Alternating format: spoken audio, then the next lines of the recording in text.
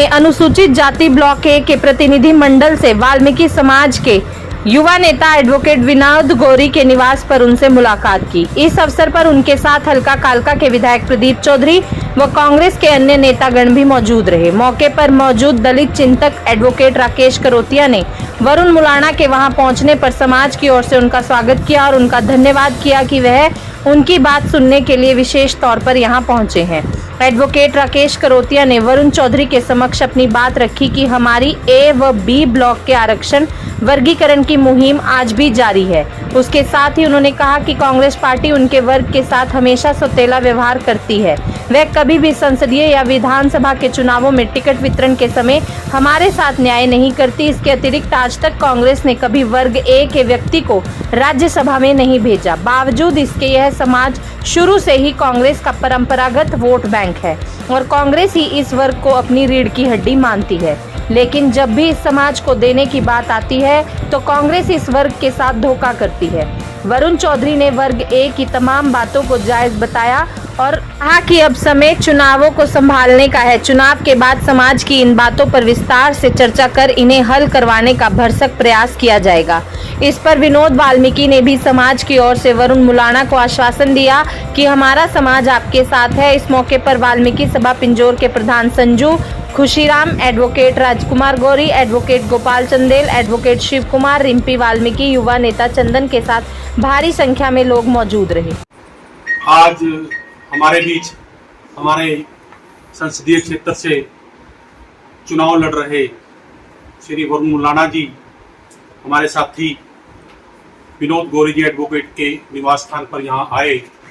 जैसा कि उनको ज्ञात हुआ कि शेड्यूल कास्ट ब्लॉक ए की कांग्रेस पार्टी के प्रति नाराजगी है, उन्होंने इस बात को भांपते हुए तुरंत विनोद जी से संपर्क साधा और उनके निवास पर आए। उनके साथ हमारे कालका क्षेत्र के विधायक प्रदीप चौधरी जी व कांग्रेस के कई नेतागण उनके साथ यहाँ आए और हमारे साथ जो बातचीत हुई, हमने उनको ये बताया कि वाल्मीकि समाज प्लस शेड्यूल कास्ट ब्लॉक ए का जितना भी वोटर है और पॉपुलेशन है वो शुरू से ही कांग्रेस का ट्रेडिशनल वोट बैंक रहा है और कांग्रेस इस समाज को रीढ़ की हड्डी समझती है अपने आप को।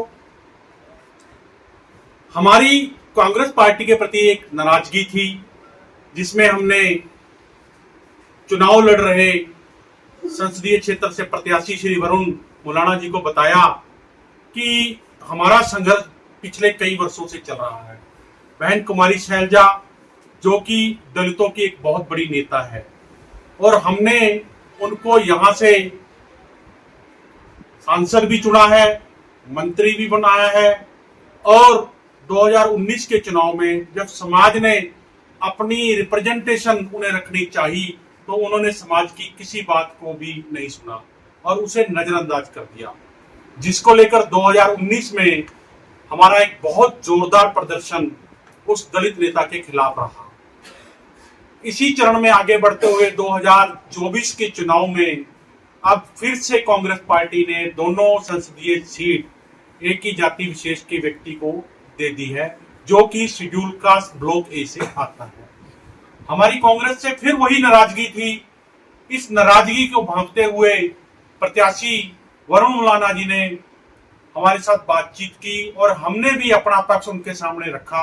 हमने उनको बताया कि 2004 से लेकर 2016 तक शेड्यूल कास्ट की जो रिजर्वेशन है उसका बाइफर्केशन हुआ, वो ए और बी पार्ट में बांट दी गई और जो हमारे शेड्यूल कास्ट ब्लॉक ए के लोग थे जो वंचित थे, इन्हें कोई राइट नहीं मिला हरियाणा में, वो इस ए बी होने से वो दोनों इक्वल हो गए, समान हो गए, इनके बच्चे पढ़ने लगे, नौकरियों में आने लगे।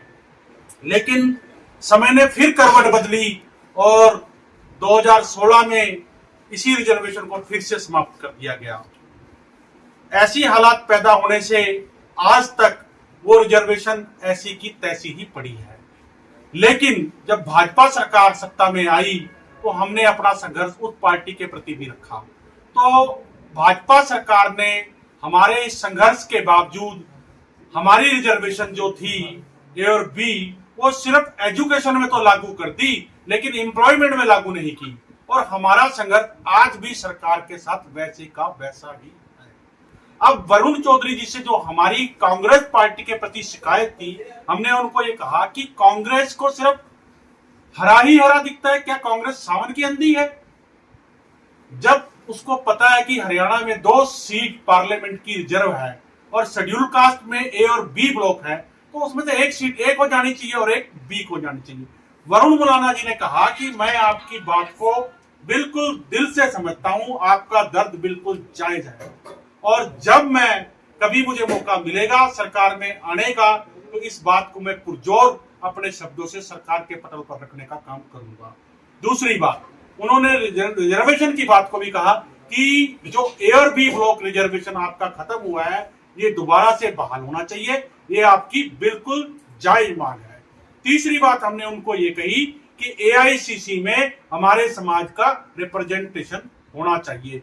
इसकी बात आप हरियाणा के मुख्यमंत्री से रखो या कांग्रेस के आला जितने भी अधिकारी एआईसीसी में है उनसे बात करो कि वाल्मीकि समाज का रिप्रेजेंटेशन एआईसीसी में होना चाहिए, ताकि उस समाज का नेता एआईसीसी में अपने लोगों की वकालत कर सके।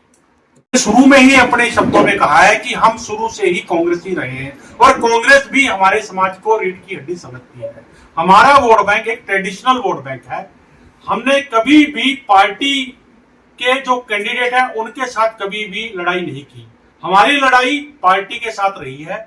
अगर हमारे नेता, कांग्रेस के नेता, हमारे समाज के नेता अगर हमारी बात सरकार के पटल पर, कांग्रेस के पटल पर रखेंगे तो हम पार्टी के साथ हैं। Thank you.